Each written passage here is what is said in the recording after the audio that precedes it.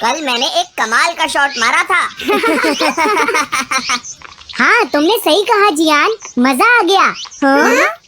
अरे देखो, वहाँ कुछ है जियान।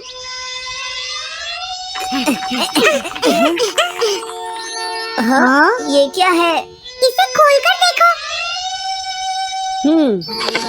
हाँ? ये कैट?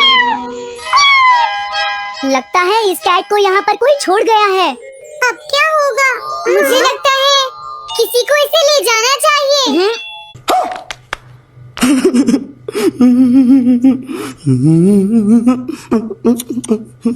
हाँ? अरे नहीं, मैं नहीं ले जा सकता, मेरे पास पहले से ही एक डॉग है। तुम बताओ सुनियो।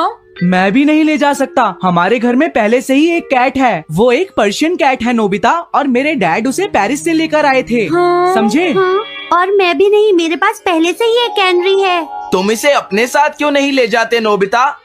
मैं नहीं ले जा सकता, मेरी मॉम को कैट पसंद नहीं है। हाँ? मेरी मॉम मुझे इसे घर में रखने नहीं देंगी। अब हमें क्या करना चाहिए नोबिता? हाँ?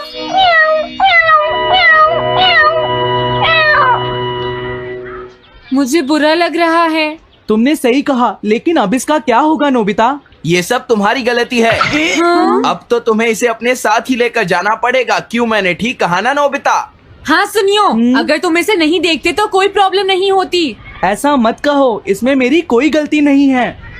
गलती तुम्हारी है। अगर तुमने इसे नहीं देखा होता तो ये इस वक्त अपने घर पर स्नैक्स खा रही होती। हाँ, तुम कहते हो तो मैं इसे वापस बंद कर देता हूँ। मान लेंगे हमें ये मिली ही नहीं। प्लीज इस तरह से मेरी तरफ मत देखो, लेकिन मुझे इस बात का पूरा यकीन है, कोई अच्छा इंसान तुम्हें जरूर ले जाएगा।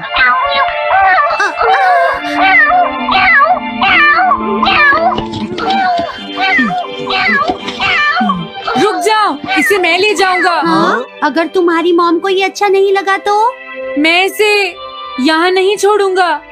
क्या तुम सच में ये कर पाओगे नोबिता? हाँ, मैं मॉम को समझाऊंगा। थैंक यू नोबिता, तुम इसका अच्छी तरह से ख्याल रखना, ये बहुत प्यारी है। क्यों, है ना? ओके, आज से ये कैट नोबिता की है। देखो, मैं मॉम को मनाने की पूरी कोशिश करूंगा।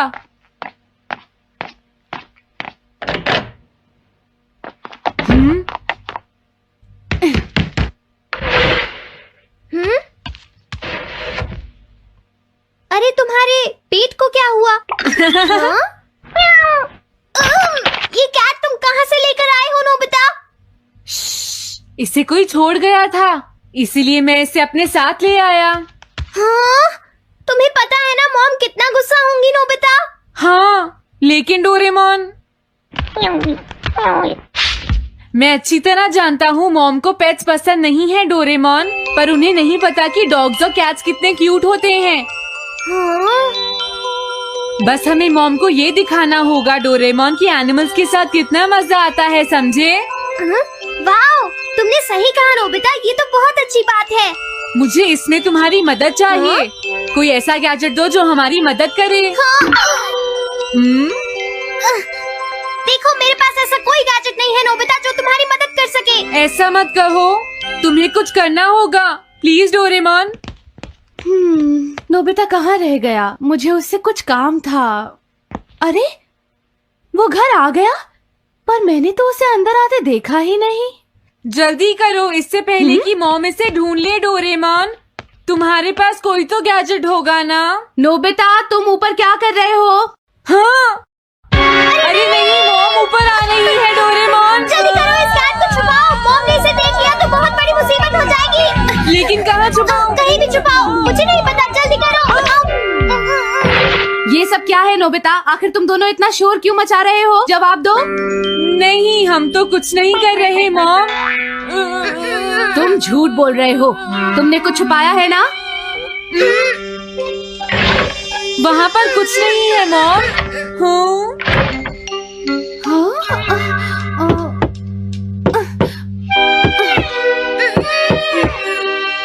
अजीब है।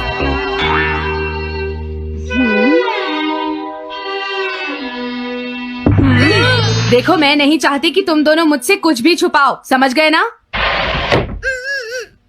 हाँ?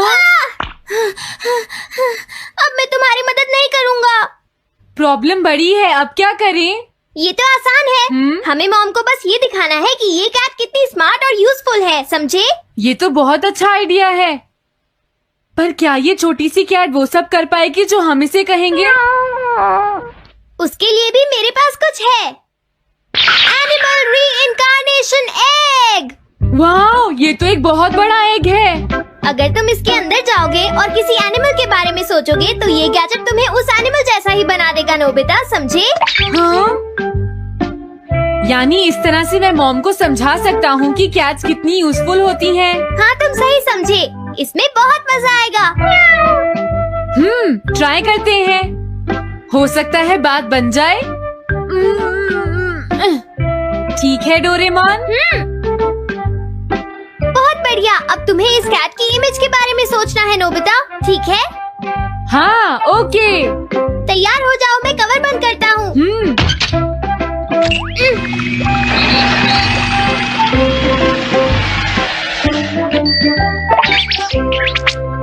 मैं कैसा दिखता हूँ?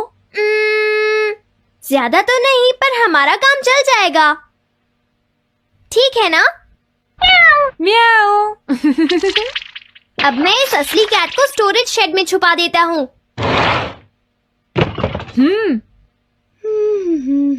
अरे हाँ नोबिता, क्या तुम चेक करोगी कोई मेल तो नहीं आई है? तुम कितने स्मार्ट हो ये दिखाने का सिर्फ यही चांस है। मैं समझ गया।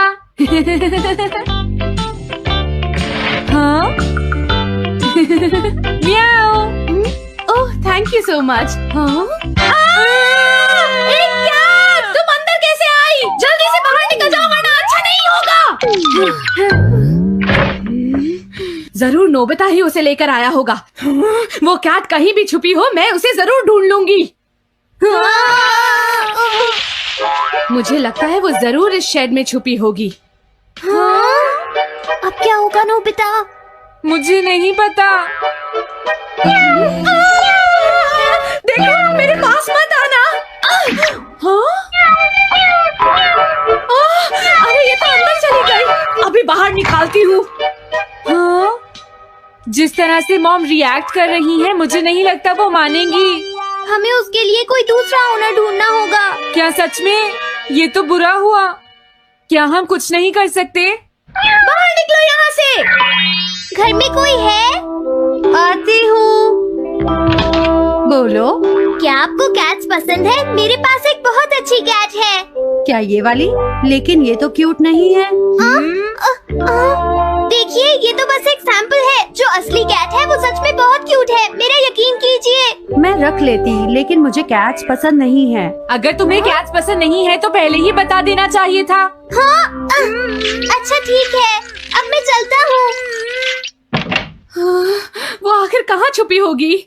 जब तक वो घर से बाहर नहीं जाएगी मुझे चैन नहीं आएगा। क्या कोई ऐसा है जिसे क्यूट कैट चाहिए? मुझे नहीं लगता इस तरह बात बनेगी डोरेमोन। हमें हार नहीं माननी चाहिए, हमें उस कैट की मदद करनी है। क्या कोई है जिसे क्यूट कैट चाहिए? म्याऊ। इस बार ये नहीं बचेगी। हाँ! अरे नहीं, ये क्या?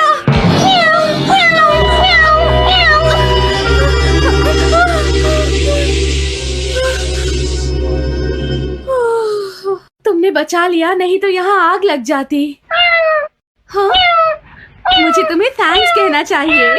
तुम तो बहुत अच्छी कैट हो। तुम्हें भूख लगी होगी, मैं तुम्हें थोड़ा दूध देती हूँ। लगता है तुम्हें बहुत भूख लगी है। इसे पीने के बाद तुम यहाँ से चली जाना, ठीक है? घर में कोई है? आई! अरे मैडम, आप यहाँ? हेलो। अरे वाह, ये तो बहुत ही प्यारी कैट है। मैं यहाँ किसी काम से आई थी, इसलिए सोचा तुमसे मिलती हुई चलूं। आपने अच्छा किया। मेरे हस्बैंड तो अक्सर आपकी तारीफ करते रहते हैं। आप खड़े क्यों हैं? अंदर आइए ना प्लीज। तुम्हारी कैट तो सच में बहुत प्यारी है। हाँ। मेरे हस्बैंड और मुझे, हम दोनों को कैट्स बहुत पसंद हैं। तुम्हें भी पसंद है? हाँ, बिल्कुल बहुत पसंद है। अरे कुरो, तुम हो? अरे नहीं, ये मेरा कुरो नहीं है, ये तो कोई और है। ये तो बस दिखाने के लिए एक सैंपल है। क्या आपकी कैट का नाम कूरो है? हाँ, उसने मेरा एक कीमती गमला तोड़ दिया था, इसलिए मैंने उसे भगा दिया। तभी से मेरा ग्रैंड चाइल्ड बहुत उदास है और मेरी समझ में नहीं आ रहा मैं क्या करूं। अगर ऐसी बात है तो मैं आपकी असली कूरो अभी लाकर देता हूँ। प्लीज थोड़ा वेट कीजिए, ठीक है? अच्छा तो अब मैं चलती हूँ। आप हमारे घर आई, मुझे बहुत अच्छा लगा। मैं तुमसे दोबारा मिलने आऊंगी। तुम बहुत अच्छी हो। अब मैं तुम्हें घर से नहीं निकालूंगी। सॉरी मैंने तुम्हें तंग किया। अब से मैं तुम्हें कभी कोई तकलीफ नहीं होने दूंगी। मैं तुम्हारे लिए जल्दी से डिलिशियस कैट फूड लाती हूँ। तुम घर का ध्यान रखना, समझ गई ना? कूरो, तुम्हारे लिए गुड न्यूज है। तुम्हारे ओनर का पता चल गया है। हम तुम्हें अभी वहाँ ले चलते हैं, ठीक है? जाने से पहले मुझे पहले जैसा बना दो डोरेमोन। हाँ हाँ ठीक है नोबिता।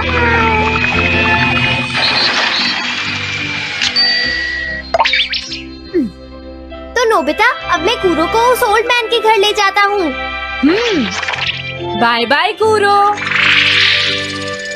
चलो अच्छा हुआ, सब ठीक हो गया। अरे वो कैट कहाँ चली गई?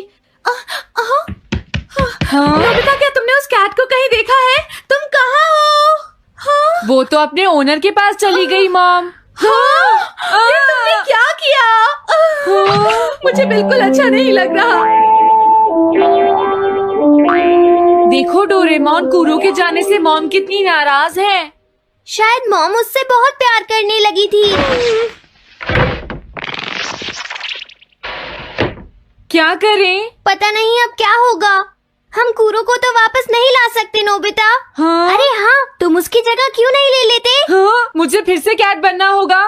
क्या तुम इतना नहीं कर सकते? देखो ये ठीक नहीं है। वाओ, ये तो बहुत क्यूट है। हाँ तुमने सही कहा, ये बहुत प्यारी है और मैं बहुत खुश हूँ कि ये यहाँ वापस आ गई है।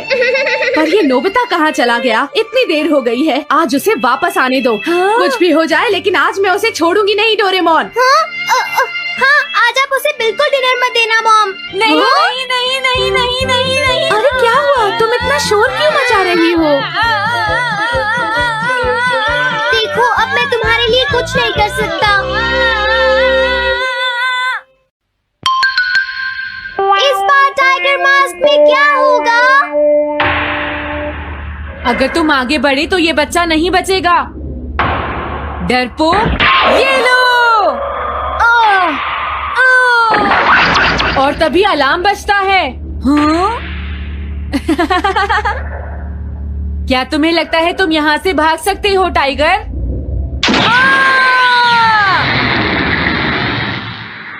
हमेशा कॉमिक के अंत में स्टोरी कितनी इंटरेस्टिंग हो जाती है डोरेमोन। निजी को नीजो की टाइगर मास्क हमेशा मुझे सस्पेंस में रखती है डोरेमोन। लेकिन नोबिता, अगले इशू में टाइगर मास्क कैसे बचकर निकलेगा? मुझे नहीं पता डोरेमोन। मुझे तो ऐसा लगता है नोबिता, इस बार वो बच नहीं पाएगा। ऐसा नहीं हो सकता। बिना हीरो के कॉमिक का क्या होगा? मुझे पूरा यकीन है उसके पास एक बढ़िया प्लान होगा डोरेमोन। लेकिन वो क्या करेगा?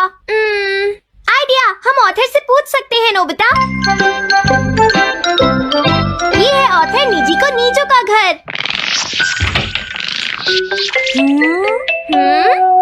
क्या घर पर कोई है?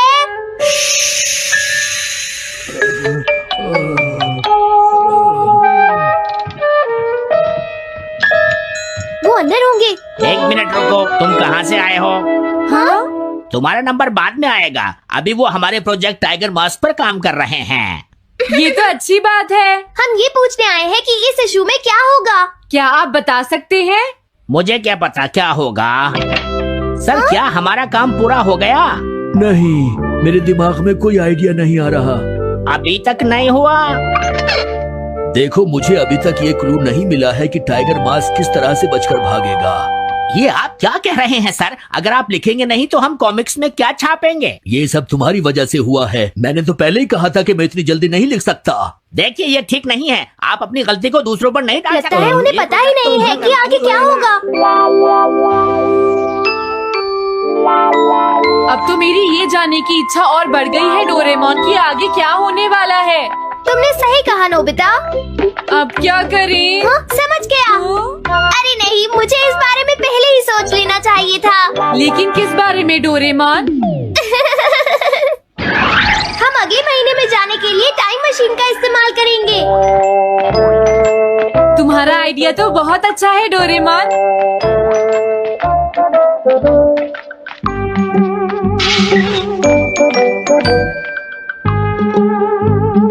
देखो, ये रहा अक्टूबर इशू। अब मजा आएगा। मजेदार है।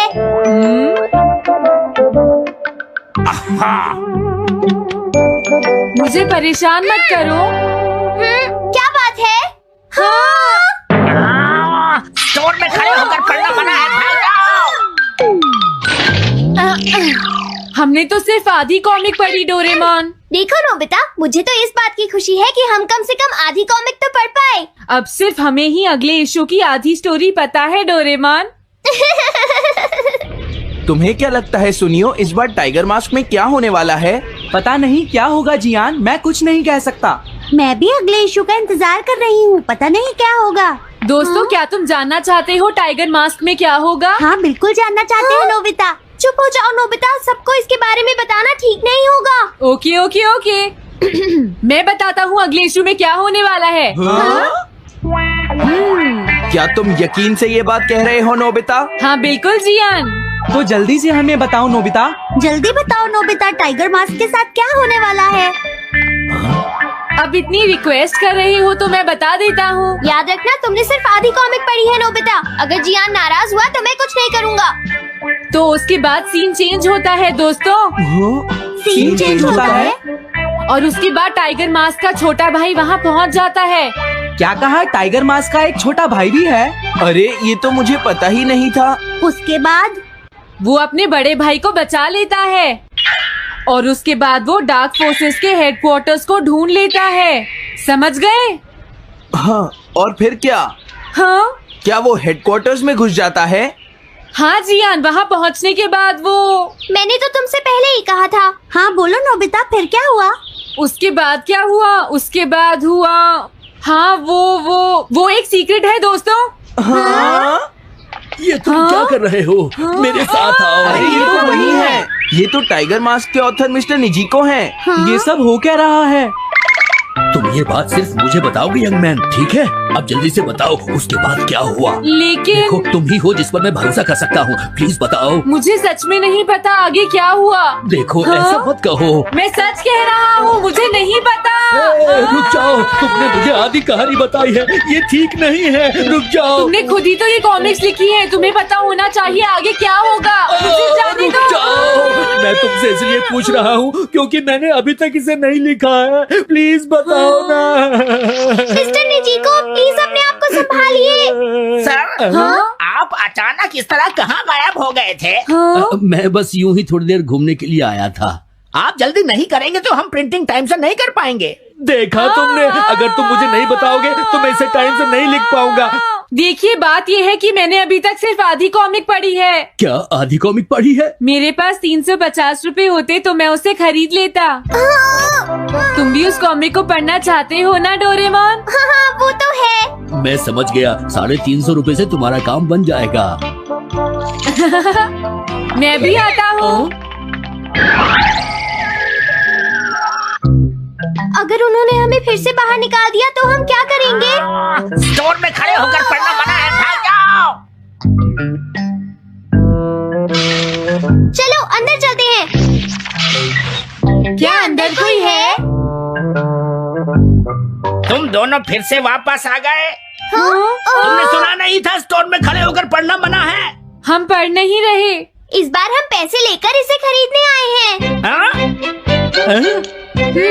दोबारा जरूर आना। मिस्टर निजिको, अरे तुम आ गए। अगर बुरा ना माने तो आप थोड़ी देर बाहर बैठ सकते हैं। हाँ ठीक है, पर आप थोड़ा जल्दी लिखिएगा। ये रही कॉमिक। अरे ये तो अक्टूबर का इशू है, ये तो अभी तक छपा भी नहीं है। तुम्हें कहाँ से मिल गया? कोई बात नहीं, ये मैं तुमसे बाद में पूछ लूंगा। अरे टाइगर मास्क तो फंस गया था, आखिर वो किस तरह से बच गया? ओ, तो उसका एक छोटा भाई भी है, अब समझा। हाँ, ओ ओह क्या तुम्हें सच में लगता है कि तुम हमसे बच पाओगे जैगुआर? अरे ये क्या है? इसका मतलब तो ये हुआ कि जैगुआर मास्क सबसे आखिर में पकड़ा जाएगा। अगर एंडिंग ऐसी होगी तो इसे आगे लिख पाना बहुत मुश्किल हो जाएगा। लेकिन इसमें हमारी तो कोई गलती नहीं है। तो इसका मतलब नवंबर इशू के लिए मुझे अभी से कोई आइडिया सोचना पड़ेगा। लिखना है तो अभी से ही सोचना पड़ेगा। ठीक है, लेकिन इसका ऑथर तो बहुत ही बेकार है। अरे नहीं, इसका ऑथर तो मैं ही हूँ। क्या आपने काम अभी तक पूरा नहीं किया सर? अब कोई रास्ता नहीं है, मुझे इसी में से कॉपी करना पड़ेगा।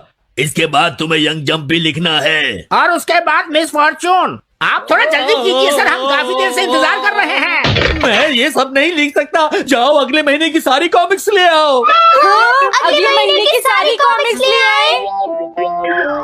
शायद इसे कुछ नहीं आता। हम सारी कॉमिक्स ले आए सर। अरे आपको क्या हो गया है? मेरे सर में बहुत दर्द हो रहा है, मैं काम नहीं कर सकता। क्या तुम दोनों मेरे लिए इन सब कॉमिक्स की कॉपीज बना दोगे प्लीज? लेकिन काम अभी तक नहीं हुआ सर। बस होने ही वाला है, थोड़ी देर इंतजार कीजिए। एक बात बताओ, हम यहाँ बैठकर ये सब क्यों कर रहे हैं डोरेमोन? ओह, देखो अगर तुम ऐसे ही बोलते रहोगे तो हम टाइम से नहीं लिख पाएंगे।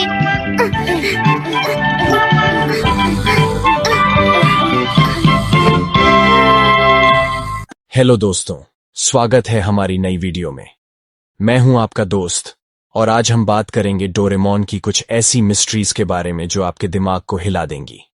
डोरेमोन, वो नीला रोबोटिक कैट, हम सबका फेवरेट है। नोबिता को अपने जादुई गैजेट से बचाने वाला ये कैट अपने साथ कई अनसुलझे सवाल लाता है। तो अपने डिटेक्टिव ग्लासेस तैयार रखो और चलो खोजते हैं डोरेमोन की मिस्ट्री पार्ट 10 का राज। आज हम 5 ऐसी मिस्ट्रीज की बात करेंगे जो डोरेमोन की दुनिया को और भी रहस्यमयी बनाती हैं। हर मिस्ट्री में है ट्विस्ट, ड्रामा और ढेर सारे सवाल जो आपको रात भर सोचने पर मजबूर कर देंगे। तो बिना टाइम वेस्ट किए चलो शुरू करते हैं। पहली मिस्ट्री, डोरेमोन का टाइम ट्रैवल लॉग कहां है? डोरेमोन और नोबिता ने टाइम मशीन से ढेर सारी टाइम ट्रिप्स की हैं। पास्ट में डायनासोर देखने से लेकर फ्यूचर में शिवाशी से मिलने तक। लेकिन सवाल यह है, इन टाइम ट्रिप्स का रिकॉर्ड कहां है? क्या डोरेमोन हर टाइम ट्रैवल का लॉग रखता है? सोचो, एक रोबोट जो टाइमलाइन को चेंज कर सकता है, उसे जरूर हर ट्रिप की डिटेल रखनी चाहिए। कुछ फैंस का थियरी है कि डोरेमोन की मेमोरी में एक सीक्रेट टाइम ट्रैवल लॉग है जो हर ट्रिप की डिटेल्स स्टोर करता है। क्या ये लॉग फ्यूचर की किसी अथॉरिटी को भेजा जाता है? एक एपिसोड में डोरेमोन ने नोबिता को टाइम मशीन यूज करने से मना किया था क्योंकि टाइमलाइन डेंजरस हो सकती है। क्या डोरेमोन को हर ट्रिप की परमिशन लेनी पड़ती है? और एक ट्विस्ट, क्या अगर टाइम ट्रैवल लॉग में कोई गलत एंट्री हो जो टाइमलाइन को मेस कर दे? जैसे अगर नोबिता ने पास्ट में कुछ चेंज किया और डोरेमोन ने उसे रिकॉर्ड नहीं किया, क्या फ्यूचर में कोई टाइम पुलिस है जो इस लॉग को चेक करती है? अगर हां, तो क्या डोरेमोन कभी उनके रडार पर आ चुका है? सोचो, अगर डोरेमोन का लॉग हैक हो जाए। ये मिस्ट्री तो टाइम मशीन जितनी ही कॉम्प्लिकेटेड है। दूसरी मिस्ट्री, शिजुका की फ्यूचर मेमोरी। शिजुका, डोरेमोन की सबसे स्मार्ट और काइंड कैरेक्टर। वो हमेशा सही डिसीजंस लेती है और मुसीबत में भी कूल रहती है।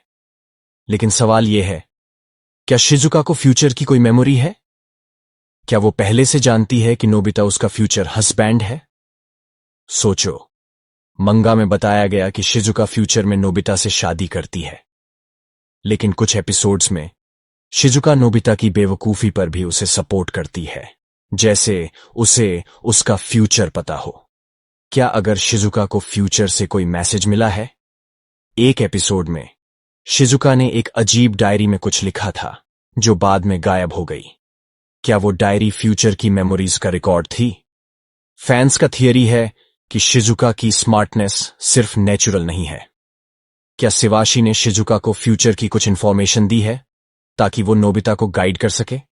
और ट्विस्ट ये, क्या शिजुका जानबूझकर कुछ सीक्रेट्स छुपाती है ताकि टाइमलाइन सेफ रहे? सोचो, अगर शिजुका असल में टाइमलाइन की गार्डियन हो। ये मिस्ट्री शिजुका की स्माइल जितनी ही चार्मिंग है। तीसरी मिस्ट्री, डोरेमोन के बैकअप का सीक्रेट। डोरेमोन एक हाईटेक रोबोट है और हर रोबोट का बैकअप होता है, लेकिन सवाल यह है, डोरेमोन का बैकअप कहां है? क्या फ्यूचर में उसका डेटा सेव है या कोई दूसरा डोरेमोन तैयार है?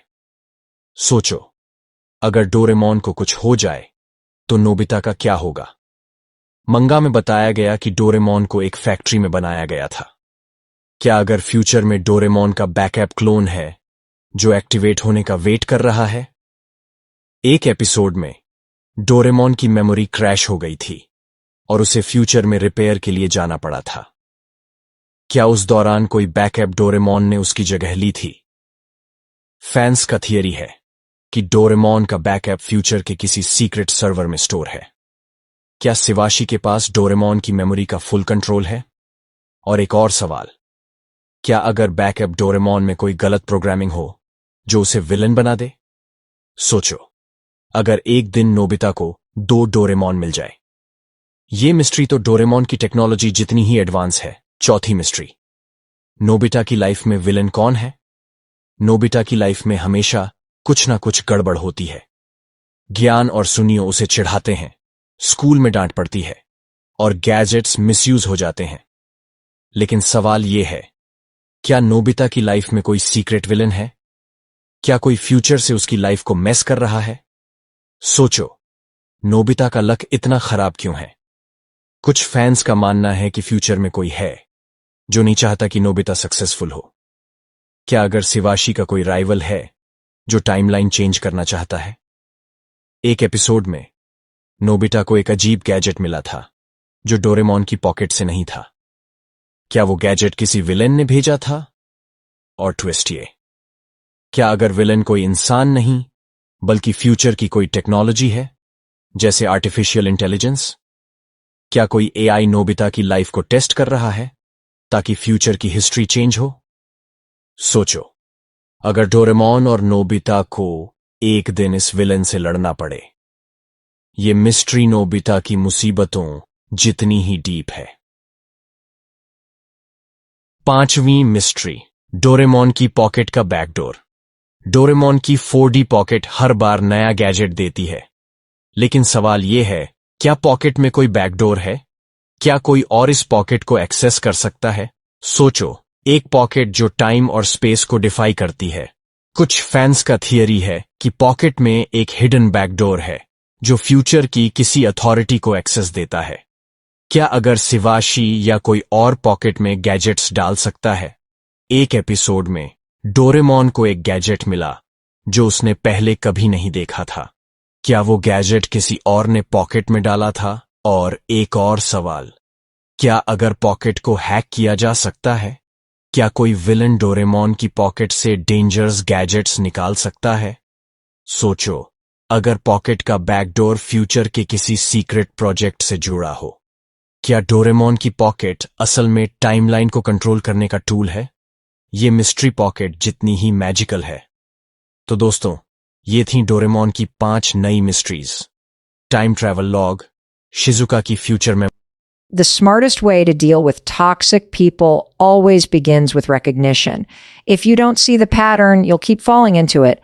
And here's the truth. Most people don't like to admit toxic people don't just walk into your life wearing a sign that says, I'm toxic. They show up as friends, family members, coworkers, sometimes even as people you thought you could trust the most. At first, it doesn't always look obvious. But there's one guaranteed way to know you're dealing with a toxic pattern. Check how you feel after an interaction. If you consistently leave drained, anxious, second-guessing yourself, or even guilty without knowing why, that's not normal. That's the footprint of toxic behavior. You see, toxic people thrive on subtlety. It's not always the big blow-ups. In fact, most of the time, it's the small digs, the passive-aggressive comments, the guilt trips that seem harmless in the moment but eat away at you over time. They plant little seeds of doubt and control, and before you know it, you're adjusting your words, your behavior, and even your dreams to avoid setting them off. That's how you know you're in a pattern. Because if one person consistently makes you feel smaller than you are, if their presence in your life requires you to constantly shrink yourself, that's toxic. And here's the catch. Recognizing this pattern is hard because toxic people are skilled at making you believe the problem is you. They'll twist the story so you start questioning yourself. Maybe I overreacted. Maybe I'm too sensitive. Maybe it really is my fault. That self-doubt is exactly how they keep you trapped. They want you to second guess yourself because as long as you do, you won't call out their behavior. You'll keep explaining, defending, and apologizing. But the smartest way forward is to flip the perspective. Instead of asking, what did I do wrong? Start asking, why do I always feel worse after dealing with this person? That question alone begins to break the cycle. Think about it. Healthy relationships aren't perfect, but they don't leave you feeling like you're walking on eggshells. They don't demand that you shrink to keep the peace. When you're with people who genuinely care, you feel seen, heard, and respected, even when you disagree. But when you're with someone toxic, disagreement turns into an attack, boundaries turn into betrayal, and honesty turns into ammunition for them to use against you later. If you see that pattern repeating itself, you're not imagining it. You're not overreacting. You're recognizing it for what it is. Let's take it deeper. Toxic patterns usually fall into 3 categories.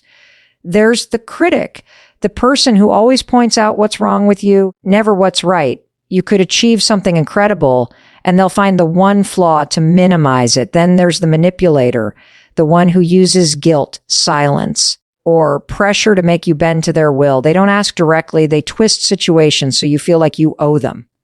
And then there's the energy vampire, the one who always has drama, always needs rescuing, always drains your energy without ever giving back.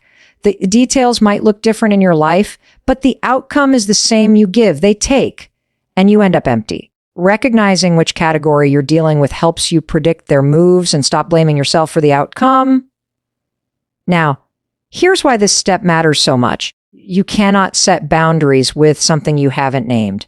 You cannot detach from something you refuse to see. Recognition is power because when you see the pattern clearly, you stop personalizing it. You stop thinking, I'm not enough, and you start understanding this is their behavior, not my worth.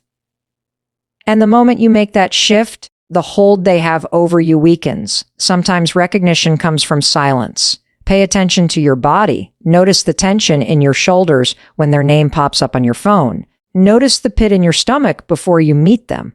That physical reaction is your body waving a red flag before your brain even catches up. That's not just stress. That's your intuition screaming, this isn't safe. And instead of ignoring it, you need to lean into it because your body doesn't lie. Recognition also means noticing the cycle of highs and lows. Toxic people often create chaos, then swoop in with affection or attention to make you forget the damage. It's like they knock you down, then offer you a hand to stand back up, making you grateful for the very person who caused the pain. That's not care. That's control. And until you call it out for what it is, you'll stay hooked on the crumbs of kindness that keep you tied to the abuse. This is why recognizing the pattern is the first and smartest step. Because once you name it, you see it everywhere. You start connecting the dots between your anxiety and their presence. You start realizing that the guilt you feel doesn't belong to you. You begin to understand that not everyone deserves access to your time, your mind, and your energy.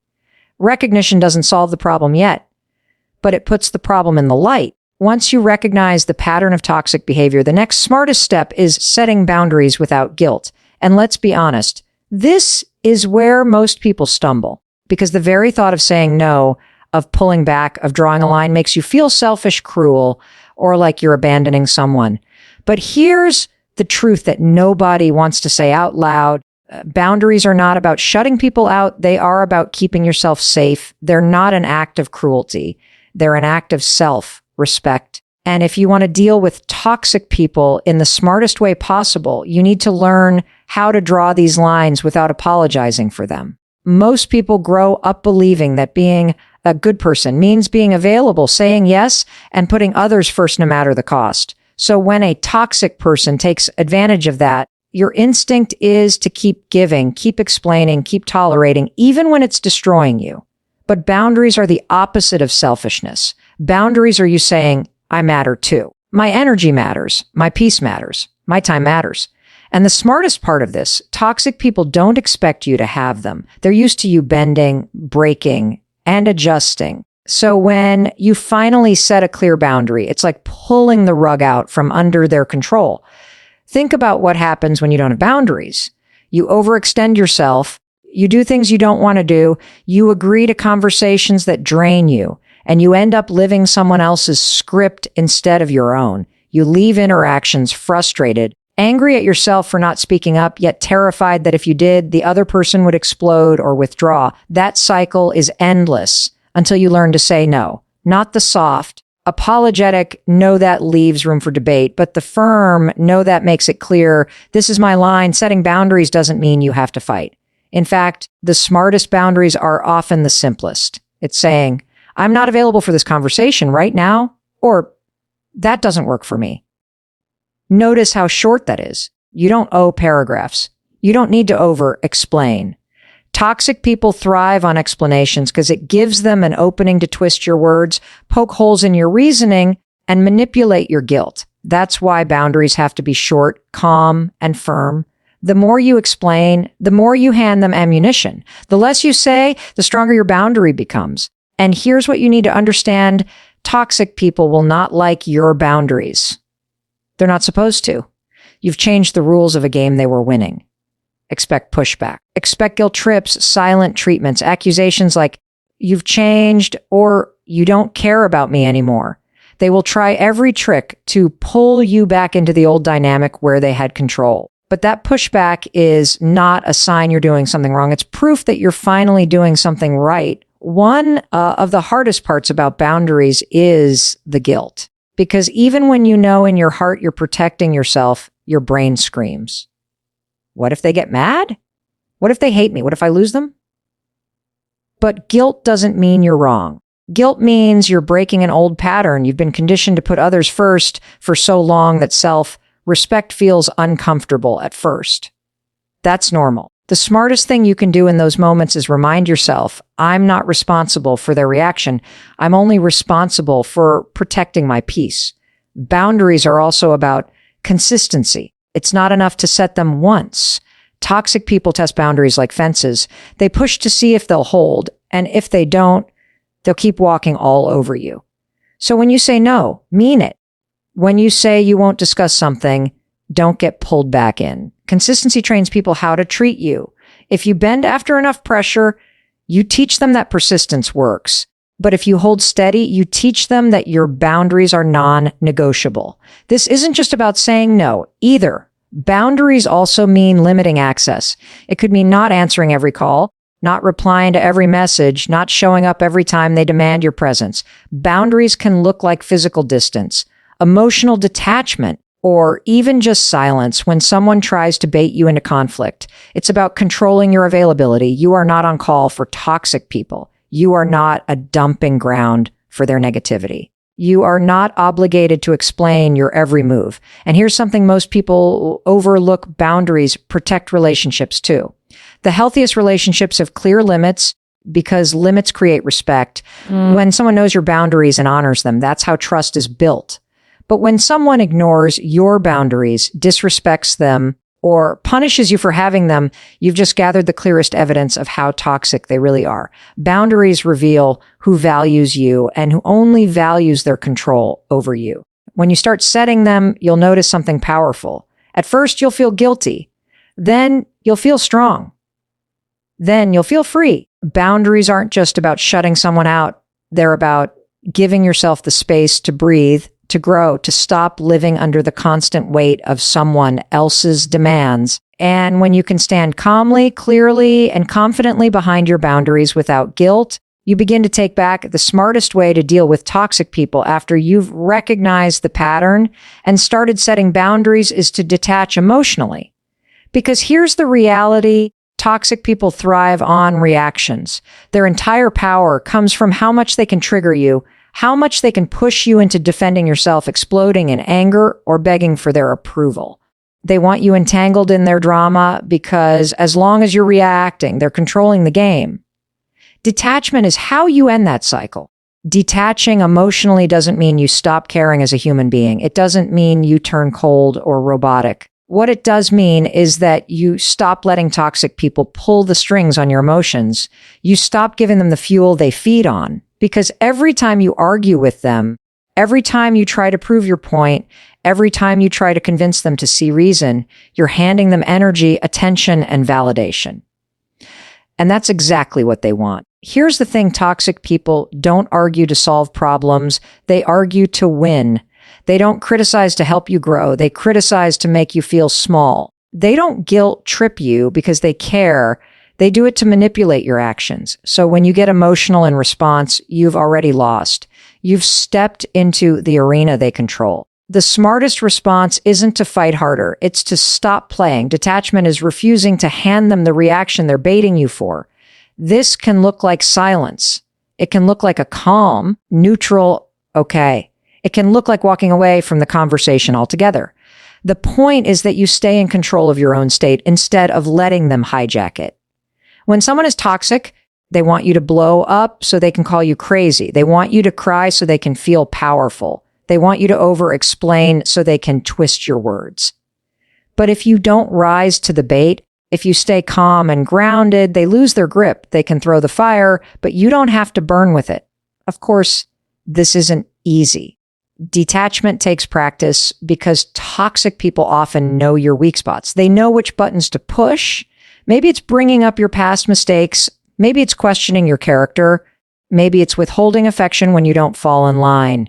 And because you care, because you want peace, you're tempted to engage. You want to defend yourself. You want to prove them wrong. You want them to finally understand. But here's the hard truth. They're not interested in understanding. They're interested in control. So when you let go of the need to be understood by someone who is committed to misunderstanding you, you take away their biggest weapon.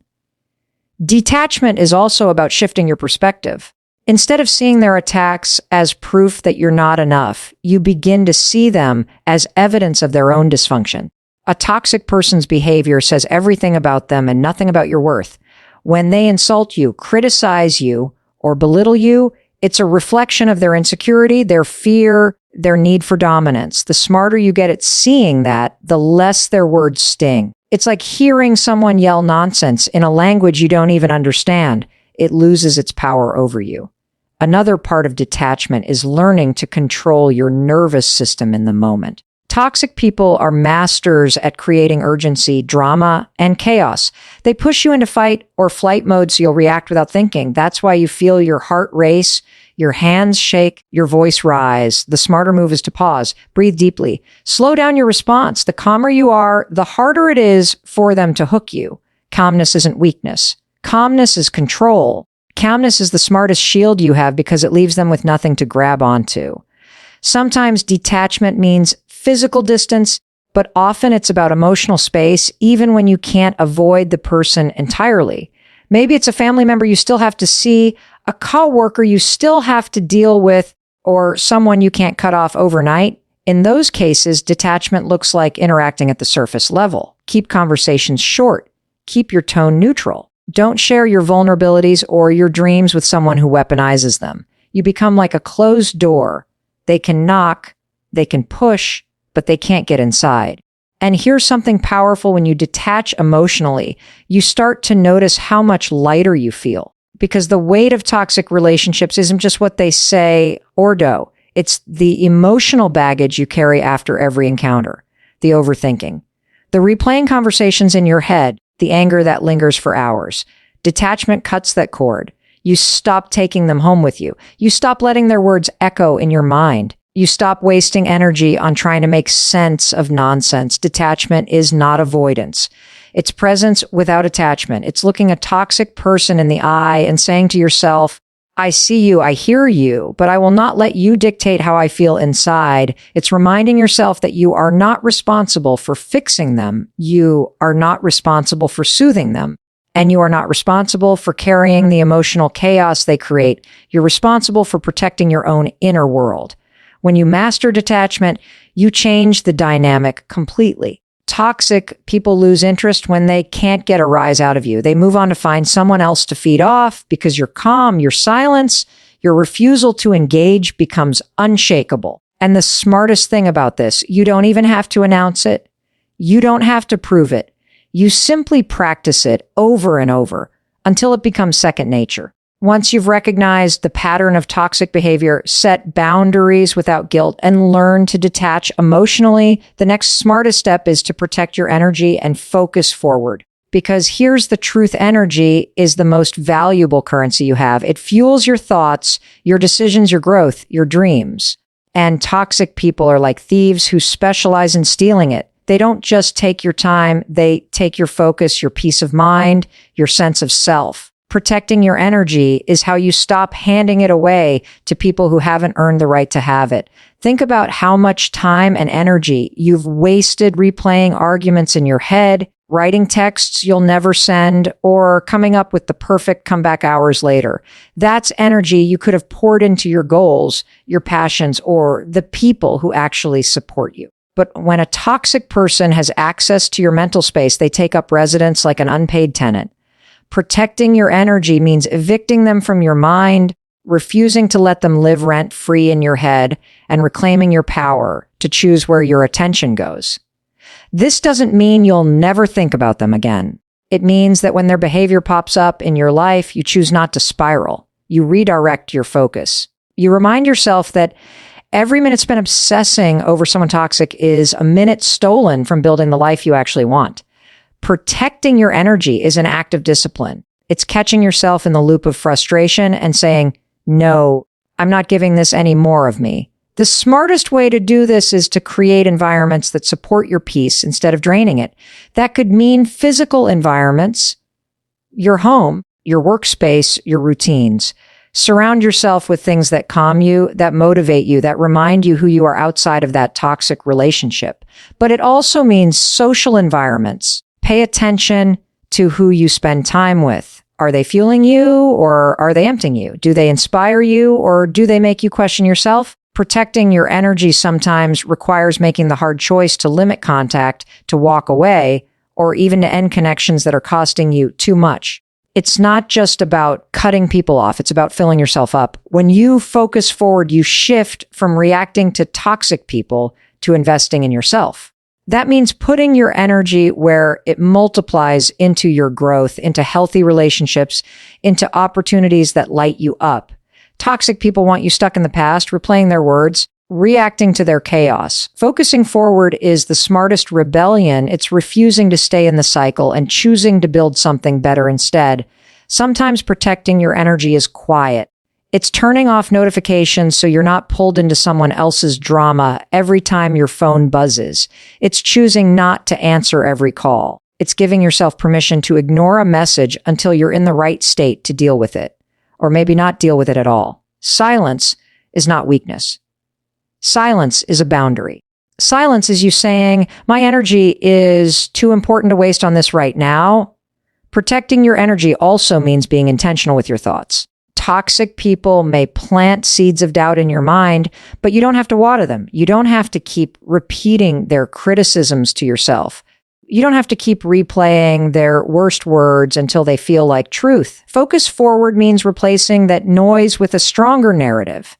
It means affirming your worth, reminding yourself of your strengths, and speaking to yourself with the kindness they never offered you.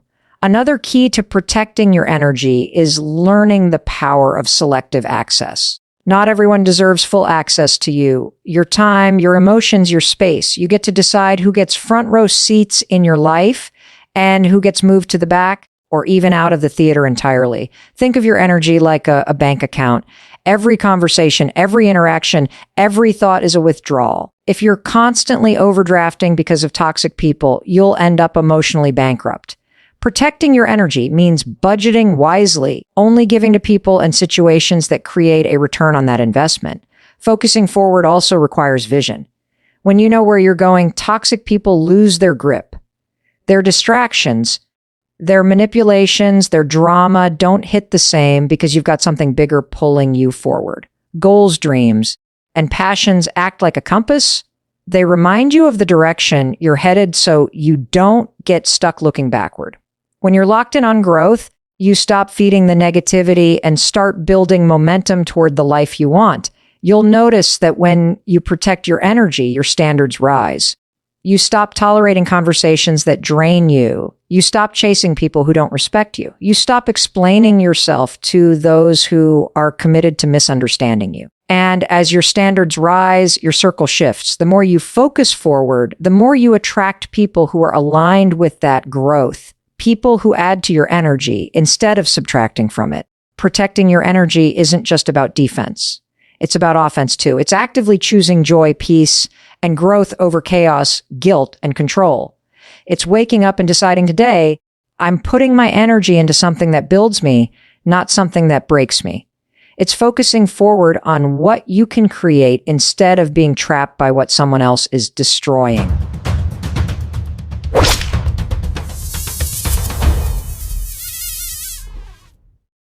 That food looks tasty. Not today, Buzzy. That food looks tasty. Not today, Buzzy.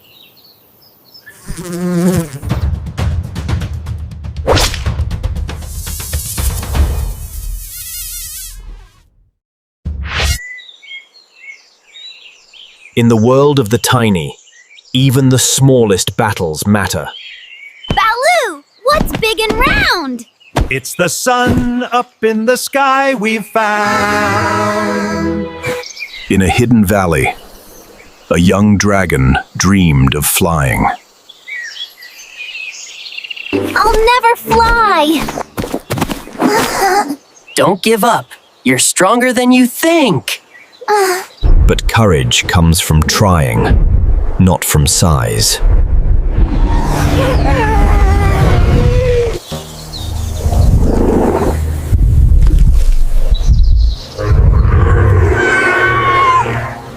I can do this.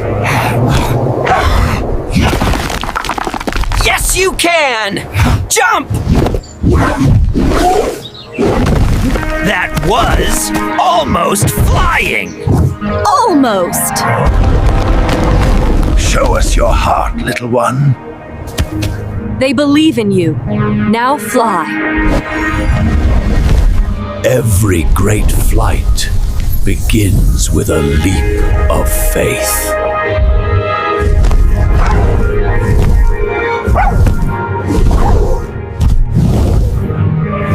I'm flying!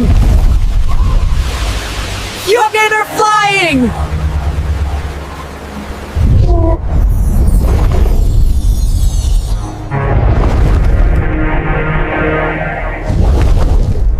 A new flyer has joined the skies. See? You're one of them now. I knew you could do it. Thanks for believing in me. And so, with courage and friendship, a dream took flight.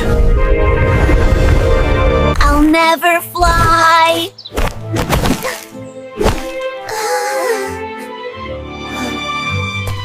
In the heart of the jungle, every day began with song. And just like that, the chase began. Yes, little man cub. Take the fruit. It's delicious.